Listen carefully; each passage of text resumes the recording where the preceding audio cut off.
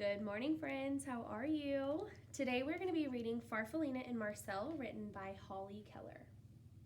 I want you to take a look at the cover of this book, and I want you to tell me what you think it's going to be about. I want you to make a prediction based on the picture of the front cover and the characters on it, and discuss with whoever you're reading with what you think it's going to be about. On the back of the book, if you'll notice, there's a question right at the top of the book. That question says, can best friends stay best friends no matter what? I want you to pause the video and I want you to discuss with whoever you're working with and answer the question. Do you think that best friends could be best friends forever? Farfallina and Marcel by Holly Keller. For John and Josie. The rain fell all morning. It splattered on the pond and splashed on Farfallina's leaf.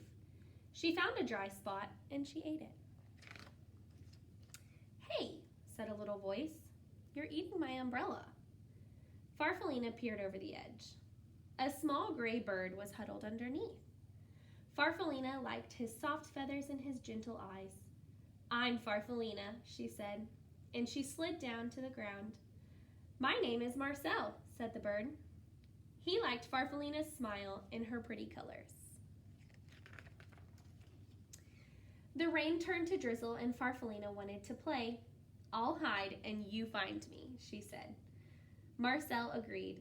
Farfallina hid under a fern close to the ground because she knew that Marcel couldn't climb.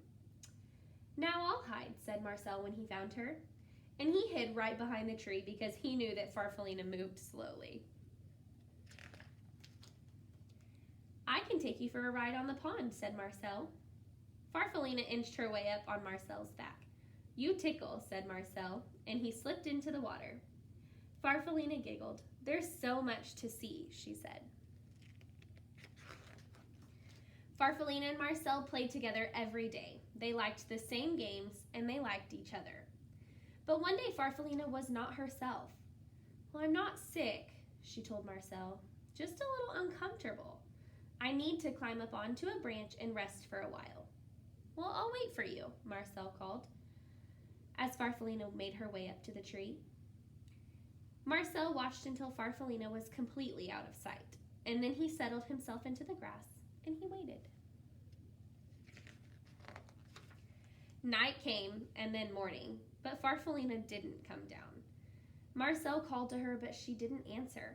He was very worried, and he was terribly lonely. Weeks went by. The afternoons grew longer and warmer, and Marcel went to the pond. He was growing, and when he looked at his reflection in the water, he could hardly recognize himself. He went back to the tree every day to look for Farfallina, but she was never there. And after a while, he gave up. At the top of the tree, Farfallina was snuggled in a blanket of glossy silk. She was growing too. The sky was blue and clear the morning she was ready to come out and open her beautiful wings. She had no idea how long she had been up in that tree, and she floated down to find Marcel. I'll just wait, said Farfallina when she didn't see him, and she sat on a flower. Night came, and then morning, but Marcel wasn't there. Farfallina was tired and confused. She fluttered around a bit and then went to the pond. The pond was glassy smooth except for the ripples made by a large, handsome goose who was swimming in solitary circles. Farfallina shivered with disappointment. She went to the pond every day to look for the small gray bird named Marcel, but he never came. One morning, the goose stopped his silent rounds and spoke to her. You must like it here, he said. Farfallina fluttered a bit. I've been waiting for a friend, she said sadly, but I don't think he'll come. Marcel liked her smile and her brilliant colors. I know how you feel, he said. I lost a friend too. She just vanished into thin air. Farfallina liked his sleek feathers and his gentle eyes. A ride around the pond might cheer you up, Marcel said. Farfallina thought it would, and she settled herself on Marcel's back.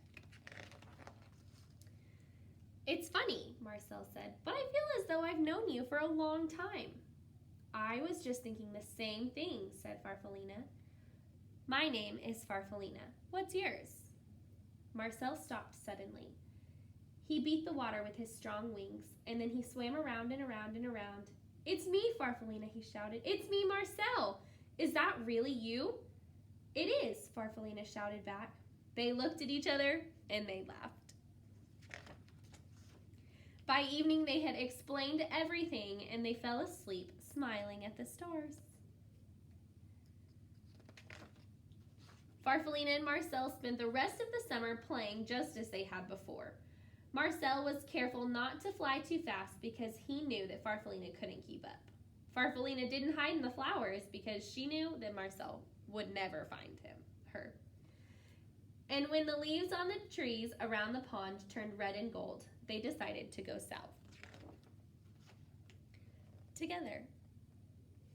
That was so much fun, and I'm so glad that I was able to read that to you guys today. I do have a couple of questions for you, and there are a couple different ways that you could answer them. I either want you to, again, pause the video, and you can discuss it with whoever you're reading with, or you can go on to Seesaw, and you can record yourself on a video, and then you can post it so we can see your sweet faces and see what you have to say about the book yourself. So my first question that I have for you is, how were Farfallina and Marcel like one another? How were they similar? And then again, how were they different? I want you to answer that first question. How are they the same and how are they different? The second question I have for you is, if you could choose, would you be Farfallina or would you be Marcel? Thanks so much for watching, guys. We hope to see you soon.